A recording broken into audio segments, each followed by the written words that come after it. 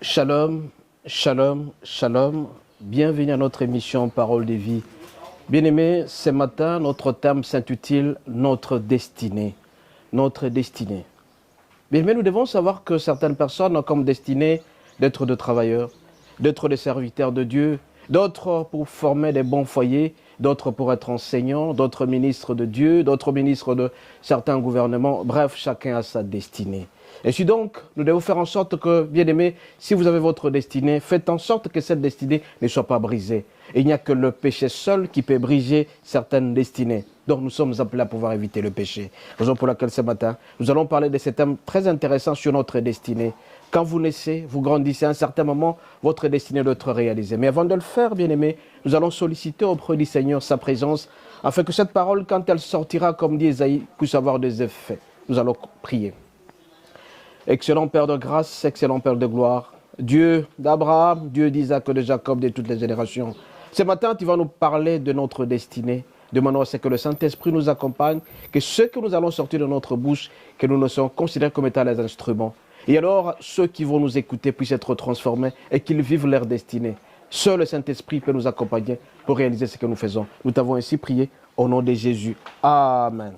Ce matin, bien-aimés, nous sommes en train de parler de notre destinée. À l'introduction, je vous ai dit que certaines personnes ont comme destinée d'être ministres de Dieu, d'autres ministres de certains gouvernements, d'autres former certains foyers, d'autres enseignants, etc. Mais pour faire en sorte que votre destinée soit atteinte, votre objectif soit atteint, vous êtes appelés à fuir le péché. Il n'y a que le péché seul qui peut briser notre destinée. Il n'y a que le péché seul qui doit éviter et qui peut nous barrer notre... Bien-aimés, je tiens à rappeler ici, aucune circonstance ne peut arrêter votre destinée à part le péché. Il n'y a que le péché seul qui peut éviter à ce que votre objectif soit atteint, que votre destinée soit atteinte. Raison pour laquelle, bien-aimés, nous devons éviter le péché. Le péché qui est une transgression de la loi, il y a une transgression de certaines choses que le Seigneur a établies pour nous. Rappelez-vous, quand Moïse a reçu à Sinaï ce tableau, les 10 commandements, il y a certaines lois que nous sommes appelés à respecter. Alors, pour éviter le péché, bien-aimés, nous sommes appelés à marcher selon la volonté de Dieu. Et si donc, bien-aimés, il n'y a que le Saint-Esprit seul qui peut nous aider à aller de l'avant. Pour ce faire, nous allons vous montrer l'histoire de quelqu'un qui devait atteindre son objectif. Il devait atteindre son objectif là où coule le lait et le miel. Il s'appelle Abraham. Nous allons lire dans Genèse 12, du 1er jusqu'au 9e verset. Nous lisons au nom de Jésus. L'Éternel dit à Abraham, va-t'en de ton pays, de ta patrie et de la maison de ton père, dans le pays que je te montrerai. Je ferai de toi une grande nation et je te bénirai. Je rendrai ton nom grand et tu seras une source de bénédiction. Je bénirai ceux qui te béniront, et je maudirai ceux qui te maudiront. Et toutes les familles de la terre seront bénies en toi. Abraham partit, comme l'Éternel lui a dit, et Lot partit avec lui. Abraham était âgé de 75 ans lorsqu'il sortit des Charan. Abraham fit Sarah, il prit Sarah sa femme, et Lot, fils de son frère, avec tous les biens qu'il possédait et les serviteurs qu'ils avaient acquis à Charan. Ils partirent pour aller dans le pays des Canaan. Ils arrivèrent au pays des Canaan. Abraham parcourut le pays jusqu'au lieu nommé Sichem, jusqu'au chêne de Morée. Les Cananéens étaient alors dans le pays. Verset 7. L'Éternel apparut à Abraham et dit, je donnerai ce pays à ta postérité. Et Abraham bâtit là un autel à l'Éternel qui lui est apparu. Il se prosterna de là vers la montagne, à l'orient Bethel. Il dressa ses tentes, ayant Bethel à l'occident, Haï à l'orient. Il bâtit encore là un autel à l'Éternel. Il évoqua le nom. Au 9e verset. Abraham continua ses marches en avançant vers midi. Bien-aimé, l'objectif, la destinée d'Abraham, c'était d'atteindre Canaan. Et le Seigneur lui a dit qu'il puisse quitter là où il était. Qu'il quitte le pays là où il habitait, le pays de son père, où il y avait des idolâtres, il y avait des pécheurs à tout moment. Des gens qui ne respectaient pas Dieu, qui adoraient d'autres choses à part Dieu. Bien-aimé, quelle que soit ton histoire, tu es appelé à abandonner certains éléments. Pour atteindre un objectif, bien-aimé, nous sommes appelés à respecter certains principes. L'obéissance à la parole. L'obéissance à la parole a un secret grand pour nous, c'est-à-dire notre destinée serait réalisée. Par exemple, on peut nous dire de nous débarrasser de l'impudicité. C'est vrai que c'est difficile, mais nous sommes appelés à le faire parce que notre objectif, c'est d'être heureux. L'objectif de la destinée, bien-aimé, que nous puissions être heureux, que nous puissions être en paix, la fortune, tout ce que nous allons chercher, nous allons l'obtenir parce que c'est notre destinée. Ici, on nous dit que l'Éternel a dit à Abraham, va-t'en de ton pays, de ton père, et va vers le pays que je te montrerai. Il dit de quitter là où il était avant. Chacun son histoire. Bien aimé, il y a des gens qui aiment beaucoup boire. Il y a des gens qui aiment forniquer, il y a des gens qui aiment le mensonge, il y a des gens qui aiment voler. Mais le Seigneur nous demande, pour atteindre notre destinée, c'est de pouvoir quitter. Donc l'Éternel ne pourra permettre jamais à ce que nous puissions commencer notre voyage avec des choses qui nous bloquent. Notre destinée est considérée comme étant un voyage que nous sommes appelés à atteindre. Abraham connaissait Canaan. Il devait aller à Canaan parce que le Seigneur le lui a dit. Il lui a dit, va vers le... Mais il n'a jamais été à Canaan. Donc, un saut vers l'inconnu. Nous aussi, bien-aimés, notre destinée, à un certain moment, est inconnue à nous. Mais dès le bas âge, certaines destinées commencent à se dessiner. Et nous sommes appelés à respecter certains principes, l'obéissance par exemple, pour atteindre notre destinée. Bien-aimés, la destinée est considérée comme étant un voyage vers lequel nous sommes appelés à atteindre. Et cette destination, c'est un état dans lequel on doit se trouver. Tu es dans quel état pour atteindre ta destinée? Est-ce que tu es un pécheur? Parce qu'on nous dit ici qu'il n'y a que le péché seul qui peut briser notre destinée. Et Abraham, le Seigneur lui a dit de quitter là où il était. Et il va lui donner une grande nation. Voilà l'objectif. C'est-à-dire la postérité qui sera devant Abraham sera une grande postérité. Parce que là, il sera très heureux. Il maudira ceux qui vont le maudire et il va bénir ceux qui vont le bénir. Est-ce que toi, tu bénis les gens, mon bien-aimé? Pour que tu sois heureux, tu es appelé à pouvoir bénir à un certain moment. Et dans notre bouche, soit c'est la malédiction, soit c'est la bénédiction. C'est au pouvoir de la langue se trouve notre vie et notre mort. Raison pour laquelle ce matin, bien-aimé, le Seigneur nous demande à un certain moment de savoir bénir. Et pour que le ciel soit ouvert à un certain moment, il y a certains objectifs, certaines choses à faire. Prier Dieu, connaître la volonté de Dieu dans notre vie. C'est quoi la volonté de Dieu? La volonté de Dieu est que nous puissions savoir qu'il est Dieu et qu'il est merveilleux et que Jésus-Christ est Seigneur et Sauveur.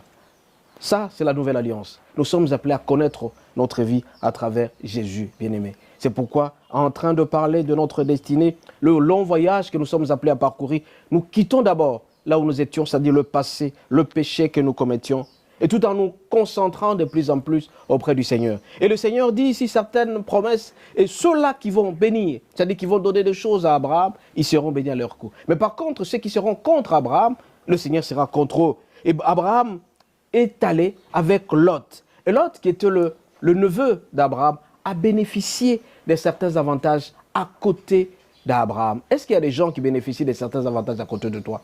Et donc, plus tu restes à côté de quelqu'un qui est béni, plus tu seras béni. Mais quand tu vas te détacher de cette personne-là, tu pourras perdre ta bénédiction. Et donc, notre destinée, à un certain moment, c'est lié au Seigneur. C'est lié au Seigneur en nous attachant à certaines personnes, mais en évitant le péché. Bien-aimé, aucune circonstance ne peut arrêter notre destinée tant qu'on sera attaché au Seigneur. L'obéissance nous conduit vers une bonne destinée, mais la désobéissance nous conduit vers la perdition. La désobéissance brise notre destination. Dans ce monde actuel où Internet est en train de sévir, dans le monde où l'Internet est en train de déraper sérieusement, dans le monde où l'Internet est en train de finaliser certaines choses pour briser l'avenir des gens, nous sommes appelés à prendre certaines dispositions pour atteindre notre destinée.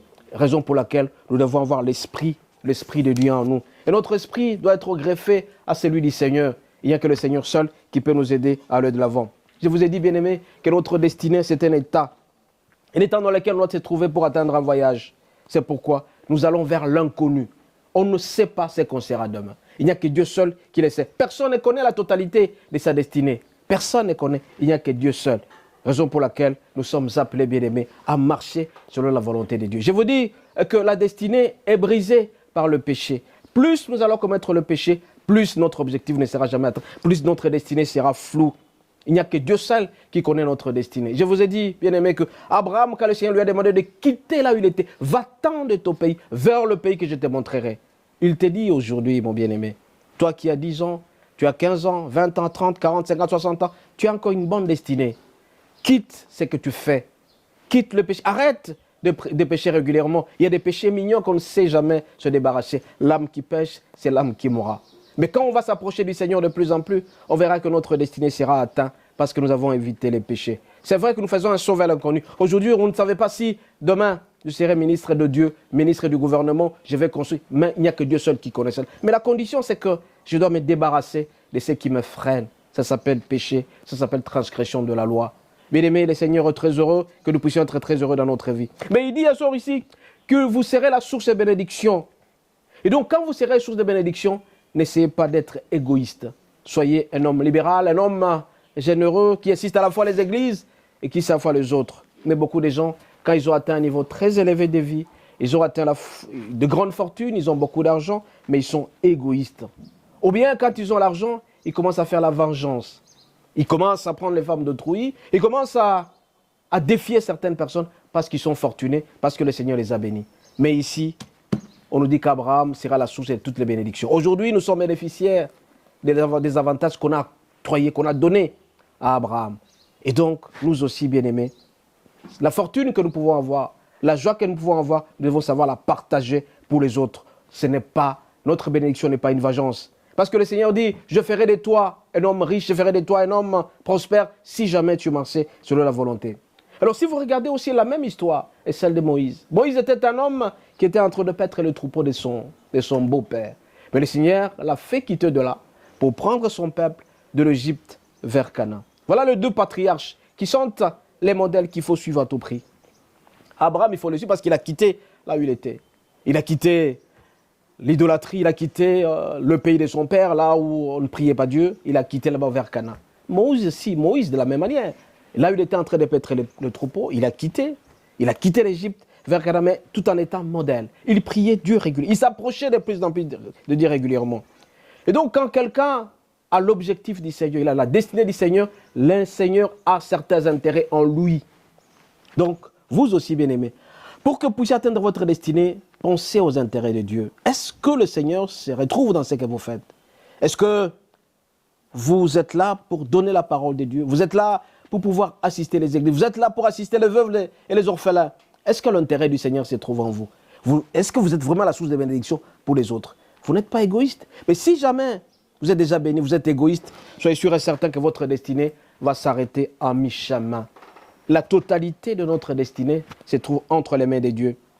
Le Seigneur nous aime, il nous donne l'intelligence, il donne la sagesse, il nous donne l'argent. Tout ce que nous cherchons, c'est entre les mains de Dieu. Et donc, une fois obtenu ce que nous cherchons, nous avons certaines choses que nous sommes appelés à préserver en donnant aux autres. Donc, l'intérêt du Seigneur doit se retrouver. Donc, quand on est fortuné, on est intelligent, on se pose la question, quel est l'intérêt de Dieu dans ce que je fais? Il en est de même pour Abraham. Et quand il était béni de plus en plus, il a aussi aidé les autres. Je vous ai dit que Lot, son neveu l'accompagnait quand ils étaient partis ensemble. Et Lot bénéficiait de tous les avantages, parce qu'il était la source de bénédiction. Lot a bénéficié aussi de la bénédiction d'Abraham. Mais il y a des gens qui se trouvent auprès de toi. Est-ce qu'ils bénéficient de certains avantages? Vous êtes riche seul. Vous voulez rouler seul carrosse, dans les grosses voitures, vous avez 10, 15 femmes, mais les autres qui se trouvent autour de vous, ils sont souffrants, ils ont pleurnichard. Vous êtes dans un pays où coule le miel. Est-ce que les autres bénéficient des avantages de votre pays? Le Seigneur nous aime et il veut assez que les autres puissent bénéficier des bénédictions que nous avons bénéficiées. D'où nécessité, bien-aimés, de faire en sorte que le péché puisse tous s'effacer. Et donc, bien-aimés, les intérêts du Seigneur doivent se retrouver dans ce que nous faisons comme travail et notre destinée. Notre besoin aujourd'hui, bien-aimés, c'est de donner la réponse aux questions que le Seigneur nous pose. C'est-à-dire, c'est de savoir, est-ce que mes intérêts se trouvent dans ce que je fais? Et tout le problème, c'est savoir comment promouvoir encore notre promotion de la destinée. Notre destinée doit être promue de plus en plus, doit être réalisée. Je vous ai dit à l'introduction qu'il faut briser le péché, il faut arrêter les péchés. Et en plus de cela, nous devons être la source de bénédiction pour les autres. Quand nous serons la source de bénédiction pour les autres, bien aimés, notre parole sera acceptée et Dieu sera très content de nous. Raison pour laquelle, bien aimés, nous aussi, nous sommes appelés de temps en temps, à travers nos moyens, quand nous sommes bénis, d'adorer le Seigneur. D'où une vie d'adoration. Abraham a quitté les pays là où il y avait des idolâtres, déjà qui adoraient des faux dieux. Il a quitté pour aller vers la destination finale. Là, il ne pouvait que prier Dieu, il ne pouvait qu'adorer Dieu. Parce qu'il est dit, si vous regardez au verset 7, que l'Éternel apparut à Abraham et dit, je donnerai ce pays à ta postérité. Et Abraham bâtit là un autel à l'Éternel. Est-ce que toi, tu as déjà pensé à bâtir quelque chose pour l'Éternel? Tu as déjà bâti pour l'Éternel. Donc là où tu vas prier, tu vas adorer le Seigneur en esprit et en vérité. Et c'est quoi donc la véritable adoration? Une véritable adoration quand on est dévoué totalement au Seigneur. Mais il y a des gens qui sont partagés. Ils sont ici, ils aiment Dieu, et de l'autre côté, ils ne sont ni chauds ni froids, ils sont tièdes. Et le Seigneur dit, vous serez vomis. Raison pour laquelle, bien aimé. En continuant, nous allons lire Romains 12, verset 1. Romains 12, si nous lisons Romains 12, verset 1, il est dit ceci. Je vous exhorte donc, frères, par les compassions de Dieu, à offrir vos corps comme un sacrifice vivant, saint, agréable à Dieu, ce qui sera de votre part un culte raisonnable. Mais comment adorer le Seigneur, bien-aimé, quand on a reçu certaines bénédictions du Seigneur? Nous devons l'adorer en esprit et en vérité. Dieu prend plaisir à notre adoration. Et notre adoration doit se faire par tous les membres de notre corps. Et donc, nous devons offrir notre corps comme action de grâce. Et Abraham l'a compris. À 75 ans, son corps, il a offert au Seigneur. Il a offert sa tête, son corps, ses membres, ses troncs, tout ça. Pour donner un culte agréable et raisonnable au Seigneur. Mais nous, tant de fois, notre corps, c'est un temple de l'impudicité. Notre corps, c'est pour la bière. Notre bouche, c'est pour les mensonges. Notre bouche, c'est pour la malédiction. Alors que le Seigneur nous demande à ce que nous puissions l'adorer en esprit et en vérité, en donnant notre corps en sacrifice. Que signifie sacrifice? C'est-à-dire, quand on se sacrifie, on veut à ce que l'autre puisse être content de nous. Nous allons nous sacrifier pour que le Seigneur soit content de notre corps, de notre âme. Bien-aimés, nous devons garder distance par rapport au péché, tout en adorant le Seigneur en esprit et en vérité. Notre souci constant, c'est de pouvoir adorer le Seigneur, de garder à l'esprit que le Seigneur est Dieu, que Dieu influence notre vie. L'esprit du Seigneur doit influencer notre esprit. L'esprit de Dieu et le nom doivent être greffés ensemble en écoutant le Saint-Esprit. Nous savons très bien que Dieu parle de plusieurs manières. Alors pour que nous puissions l'adorer de plus en plus, nous devons savoir quelle manière le Seigneur parle. Le Seigneur peut parler par des songes, il peut parler par les paroles, et par ses serviteurs, par des voix audibles, comme ça a été le cas avec Moïse. Et alors, quand vous allez suivre sérieusement ce que le Seigneur vous dit, bien aimé, votre destinée sera atteinte parce que vous adorez le Seigneur en écoutant ce qu'il fait. Bien aimé, nous devons dépendre totalement de l'Esprit de Dieu, pas de nous-mêmes. Il y a des gens qui lancent des défis, ils commencent à interpréter bien les choses. Le Seigneur lui dit ça, mais il s'est dit que ce n'est pas le Seigneur qui lui a dit, il veut faire de sa grosse tête. Et pourtant, quand on fait de sa grosse tête, on va droitement au mur, on se cogne et on ne sait pas avancer. Et notre vie est là pour adorer le Seigneur. Bien-aimés, pour atteindre notre destinée, nous devons adorer le Seigneur régulièrement. On adore le Seigneur par nos membres, par la bouche et par nos actes. La véritable adoration, bien-aimés, c'est une adoration qui se fait par esprit et par la vérité. Notre esprit doit être greffé à celui du Seigneur. Et notre vérité se trouve à travers la parole. Et comment adorer? Nous devons adorer le Seigneur par notre langue, par nos actes. L'adoration par la langue et par les actes, c'est-à-dire que nous sommes en train de parler, nous sommes en train de dire c'est qu'il est Dieu, c'est qu'il est pour nous. Et Abraham l'a compris. Abraham adorait Dieu parce qu'il faisait un autel pour lui. Il disait ce qu'il était pour lui. Donc il se disait, s'il est fort, c'est parce que Dieu est avec lui. S'il est fortuné, regardez, Abraham était un homme riche, très riche, suivi de ses enfants, de Jacob, d'Isaac et tout ça. Parce que tout simplement, ce sont des enfants qui adoraient Dieu en esprit et en vérité. Nous aussi, bien-aimés, pour atteindre notre destinée, nous sommes appelés à adorer Dieu en esprit et en vérité à travers notre langue. Donc, quand notre langue sort, c'est pour bénir, pour louer l'Éternel. Il y a des gens qui ne savent pas dire merci au Seigneur. Nous aussi, bien-aimés, c'est juste un rappel. Quand tu te réveilles le matin, la première des choses, de présenter ta gratitude, ta reconnaissance auprès du Seigneur en le louant davantage. Quand tu vas louer de plus en plus le Seigneur, mon bien-aimé, tu verras que tu seras heureux dans ta vie et ta destinée sera connue. Parce que je vous ai dit que notre destinée, c'est un saut dans l'inconnu. Il n'y a que le Seigneur seul qui connaît notre destinée. Nous sommes appelés à l'adorer. Alors, les vrais adorateurs sont les chercheurs de la paix, les chercheurs de la joie pour les autres. Nous sommes les vrais adorateurs. Et l'adoration se ferait en esprit et en vérité. En esprit, c'est quoi? C'est que notre esprit est greffé à celui du Seigneur. En vérité, c'est quoi? C'est tout simplement en écoutant régulièrement la parole de Dieu. Quand tu écoutes la parole de Dieu, comme il est dit dans Josué, c'est à ce moment-là que tu auras le courage, tu auras la force de pouvoir affronter certaines difficultés. Tout homme qui a Dieu et qui a la présence de Dieu, celui-là pourra avancer parce qu'il a la parole de Dieu qui sait différencier le bien et le mal. D'où la nécessité de l'obéissance à la parole de Dieu. Bien-aimés, le Seigneur est très heureux et il veut à ce que nous puissions savoir sa volonté, c'est que nous sommes ses fils et ses véritables fils en l'adorant en esprit et en vérité, en fuyant le péché.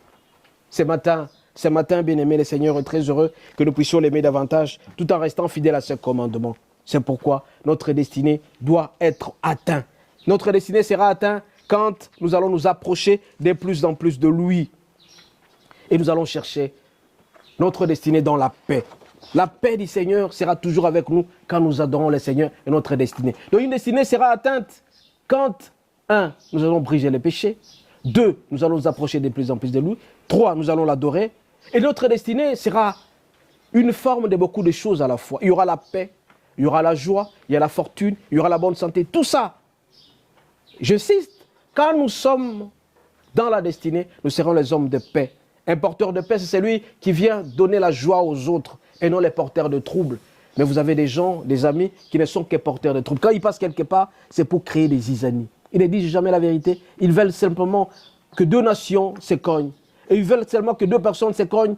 Et quand, dans un foyer, par exemple, l'homme et la femme ne s'entendent pas, il y a des troubles qui arrivent, soyez sûr et certain que ça sera la débandade, ça sera la pauvreté, ce sera la maladie pour les enfants. Nous sommes appelés, bien-aimés, à être des hommes de paix. Quand nous allons atteindre notre destinée, soyons des hommes de paix, des porteurs de paix et non des porteurs de troubles. Dans plusieurs amitiés, les porteurs de troubles sont là. Chaque enfant, bien-aimé, enfant de Dieu, doit être un enfant porteur de tranquillité, des facilitateurs de vie et des porteurs de santé. Il ne faut pas être un homme. Quand vous arrivez quelque part, les gens sont en train de trembler, les gens sont stressés, vous n'êtes pas facilitateur. Vous rendez la vie difficile à tout le monde. Bien-aimé, évitez d'être maudit. Parce que quand vous ne savez pas donner la paix, vous ne savez pas donner la joie aux autres, vous apportez les troubles, vous créez des zizanies. À ce moment-là, la destinée des autres ne sera jamais atteinte. C'est pourquoi, bien-aimé, pour éviter de tomber dans la dépression, pour éviter de tomber dans certaines situations difficiles, soyons toujours des hommes de paix. À ce moment-là, notre destinée sera atteinte. Nous tournons toujours autour de notre destinée. Notre destinée fera en sorte que nous puissions être toujours très heureux. Et quand nous sommes heureux, nous allons traduire cette joie auprès des autres. Et quand quelqu'un a des problèmes, bien-aimé, vous allez remarquer dans sa vie qu'il ne sait pas donner la joie. Nous sommes porteurs de paix. Et comme notre Christ est un prince de la paix, nous sommes appelés à pouvoir proclamer le prince de la paix partout où nous pensons. Quand vous arrivez auprès de certains foyers, vous devez donner la paix. Vous arrivez auprès de certaines familles, vous devez donner la paix. Ne donnez jamais des troubles, ne donnez jamais des zizanies. C'est à ce moment-là seulement que vous allez voir que votre destinée que vous avez trouvée puisse être... Je vous ai dit que la bénédiction, c'est aussi la fortune que nous avons, mais la paix que nous devons distribuer aussi. Raison pour laquelle, bien-aimés, la paix est capitale pour pouvoir donner aux autres l'envie de vivre. Quand on te voit dans la joie, on te voit dans la paix, tu communiques la joie aux autres, la destinée des autres sera aussi atteinte. C'est pourquoi ce matin, bien-aimés, nous sommes capables de pouvoir donner la joie si jamais notre destinée est atteinte. Raison pour laquelle ce matin, encore une fois, bien-aimés, je vous demanderai de chercher la face du Seigneur. Quand vous allez chercher la face du Seigneur, vous verrez que tout ira mieux dans votre vie parce que le Seigneur nous bénira davantage dans tout ce que nous faisons. Bien-aimés, je rappelle ici que la parole de Dieu a un pouvoir sur nous. D'où nécessité de nous greffer à la parole de Dieu. Pour que notre objectif, notre destinée soit atteinte, évitons les péchés en nous attachant à la parole de Dieu. La parole de Dieu a un pouvoir sur nous. Et Dieu investit dans la personne qui écoute la parole de Dieu. Dieu a besoin de nous bénir et de nous donner une très bonne vie. Et nous sommes appelés à proclamer la gloire de Dieu, à proclamer la bénédiction que nous recevons du Seigneur partout où nous allons passer. C'est pourquoi, bien-aimés, nous allons lire Ésaïe 45. Ésaïe 45, du 21e au 25e verset. Et quand nous lisons Ésaïe 45, 22 jusqu'à 23, nous voyons que le Seigneur demande à ce que nous puissions nous tourner toujours auprès de lui. Nous lisons au nom de Jésus. Ésaïe 45, 22, 23. Tournez-vous vers moi et vous serez sauvés, vous tous qui êtes aux extrémités de la terre, car je suis Dieu, il n'y en a point d'autre. Je le jure par moi-même, la vérité sort de ma bouche et ma parole ne sera point révoquée. Tout genou fléchira devant moi, toute langue jugera par moi. Bien-aimés, nous sommes obligés de proclamer la parole de Dieu. Pour atteindre notre destinée, nous devons nous tourner vers le Seigneur. Il est dit, tournez-vous vers moi et vous serez sauvés. Pour être sauvés, pour atteindre notre objectif, c'est de nous tourner vers le Seigneur, de nous attacher au Seigneur. Au fur et à mesure que nous allons nous attacher au Seigneur, bien-aimés, nous verrons que tout sera réalisé dans notre vie. On dit, vous tous qui êtes aux extrémités de la terre. Donc, n'importe quelle condition vous trouvez, vous êtes appelés à vous tourner auprès du Seigneur. En vous tournant auprès du Seigneur, vous mettez fin au péché. Vous prenez du recul au péché et votre objectif sera atteint, votre destinée sera atteinte. Je le jure par moi-même, la vérité sort de ma bouche et ma parole ne sera point révoquée. Alors, quand la parole sort, elle doit avoir un impact. Raison pour laquelle, bien-aimés, nous sommes appelés aussi de temps en temps à proclamer la parole de Dieu, à sortir la parole de notre bouche pour que les autres soient bénis. Donc notre bénédiction n'est pas seulement sur le plan financier, n'est pas seulement sur le plan de santé, mais aussi et surtout, nous devons bénir les autres par la parole qui sortira de notre bouche. Raison pour laquelle on a dit, celui qui bénira Abraham, il sera béni. Celui qui maudira, et ça on parle de la bouche. Nous aussi, à notre tour, bien-aimés, nous devons sortir des bonnes choses dans notre bouche qui va faire en sorte que les autres soient bénis. Et tout genou fléchira devant moi. Nous sommes appelés à nous fléchir, à nous incliner devant le Seigneur, à prier le Seigneur qui nous accorde sa faveur. Cette faveur, c'est notre destinée. Et cette faveur, c'est notre grâce. La grâce de Dieu se trouve à nous, bien-aimés. Nous devons protéger notre grâce. Il y a des gens qui ne savent pas protéger leur grâce. Il y a des gens qui savent, qui connaissent leurs secrets, mais ils sont en train de fouler aux pieds. Nous avons l'obligation de nous approcher du Seigneur. Et plus nous allons nous approcher du Seigneur, bien-aimés, plus nous allons nous utiliser correctement. Nous allons utiliser correctement nos membres, bien-aimés. Nous serons contents et le Seigneur sera avec nous et notre objectif sera réalisé. Bien-aimés, nous sommes appelés à vivre dans la joie et dans la paix, nous sommes obligés aussi à obéir correctement à la parole de Dieu. Et l'obéissance, bien-aimés, c'est un secret pour notre bonheur. Dieu veut que nous puissions être dans l'ordre. N'oubliez pas que le Satan est là pour mettre des ordres. Satan est là pour nous amener vers la perdition. Et le diable prospère quand Satan est là. Et nous, dans notre vie, la prospérité doit émaner du Seigneur seul. C'est pourquoi ce matin, entre de parler de la destinée du Seigneur, je vous demanderai tout simplement de prendre du recul par rapport au péché, d'adorer le Seigneur en esprit et en vérité, d'être les hommes de la paix. Et quand vous serez les hommes de la paix, les princes de la paix comme notre Dieu, vous allez voir que tout ira mieux dans votre vie. Chaque jour qui passe nous approche du Seigneur. Chaque jour qui passe nous approche de l'amour. Et chaque jour qui passe nous approche de la destinée que le Seigneur a mis à nous. Regardez Abraham. Abraham était un homme qui a respecté tout ce que le Seigneur lui a dit. Il a dit, tu quittes ton pays, tu vas vers la terre que je t'ai montrée. Toi aussi, le Seigneur te demande d'abandonner ce que tu fais. Tu sais ce que tu fais toi-même. Tu le fais souvent en cachette. Tu penses que tu es seul, mais tu es vu par quelqu'un. Tu es vu par quelqu'un qui te voit partout où tu passes. Toi-même, tu ne te connais pas, mais tu sais que le Seigneur t'écoute. Puisque le Seigneur t'écoute et te voit, tu dois éviter certaines choses. Donc pour atteindre ta destinée, tu dois quitter les territoires où tu étais, où tu avais des anciennes habitudes, comme Abraham l'a fait. Et tu dois aussi adorer le Seigneur en esprit. Notre vie, c'est une adoration. Notre vie, c'est un sacrifice où nous devons nous donner correctement auprès du Seigneur. Notre vie, c'est la promotion de la parole de Dieu. À ce moment-là, seulement, nous allons réaliser notre objectif, c'est notre destinée. Notre objectif nous devons être heureux dans la joie doit nous caractériser, la très bonne santé doit nous caractériser, la fortune, loin de nous la pauvreté. C'est la joie. Tout ce que nous allons faire ne sera qu'une réussite. C'est pourquoi ce matin, bien-aimés, je vous demanderai tout simplement de vous attacher au Seigneur, de vous greffer au Seigneur. L'esprit du Seigneur doit être greffé sur le vôtre sur l'esprit. Donc les deux ensemble feront en sorte que vous puissiez atteindre notre destinée. Vous voulez être heureux, attachez-vous au Seigneur. Vous voulez être malheureux, désobéissez au Seigneur. Donc l'obéissance nous conduit vers la joie. Le secret de notre réussite, c'est l'obéissance à la parole de Dieu. C'est vrai que ce n'est pas facile. Ce n'est pas facile, c'est vrai, parce qu'à un certain moment, je vous ai dit, l'environnement dans lequel on se trouve, c'est un environnement pollué, où l'Internet est en train de battre plein, et tout moment, nous ne savons pas avancer parce que nous sommes tirés par-ci par les réseaux sociaux. Mais il y a quelqu'un qui peut nous aider de plus en plus, c'est l'Esprit du Seigneur. L'Esprit de l'intelligence et de la sagesse, l'Esprit de la prospérité, l'Esprit qui fera en sorte que nous puissions nous approcher de plus en plus du Seigneur. Plus nous sommes saints, plus nous nous sanctifions, plus nous serons dans notre vie, nous serons heureux dans notre vie, parce que le Seigneur nous aime et nous aime vraiment. Notre destinée dépend totalement de lui. C'est un saut vers l'inconnu. Abraham a quitté son pays vers Canaan qu'il n'a jamais connu. Mais nous aussi, notre destinée, c'est vraiment un inconnu. Mais le Seigneur veut à ce que nous puissions l'atteindre dans la joie, en fuyant tout simplement les péchés. Nous allons prier. Dieu d'Abraham, d'Isaac et de Jacob, ce matin, tu nous as appris, à travers Genèse 12, de 1 jusqu'à 9, qu'Abraham a quitté son territoire pour atteindre Canaan. Il a été la source de bénédiction de beaucoup de gens. Il est la source de bénédiction pour ceux-là qui le suivent. Il a été source de bénédiction pour Lot. Nous aussi, en ce moment, nous sommes le fruit d'Abraham. Nous voulons te prier, Seigneur. Nous voulons atteindre notre objectif tout en étant heureux, en ayant la paix, la joie, loin de nous la pauvreté, la santé. Nous voulons, Seigneur, à ce que le Saint-Esprit vienne à notre secours, qu'il se greffe à notre esprit afin de pouvoir te servir. Que quand nous allons te servir, Seigneur, nous serons très heureux dans notre vie. Nous sommes incapables devant certaines situations. Il n'y a que notre destinée qui est brisée seulement par le péché. Mais donne-nous la force de fuir le péché. C'est vrai que ce n'est pas facile, mais celui qui est en nous est plus fort que celui qui est dans le monde. Nous allons gagner le pari tant qu'on sera attaché à toi. Seigneur, accorde-nous la grâce d'augmenter, de faire pression que notre amour auprès de toi puisse augmenter crescendo. Plus nous allons t'aimer, Seigneur, plus nous serons exemptés de tout ce qui n'est pas de toi. Nous t'avons ainsi prié au nom de Jésus. Amen. Amen. Amen.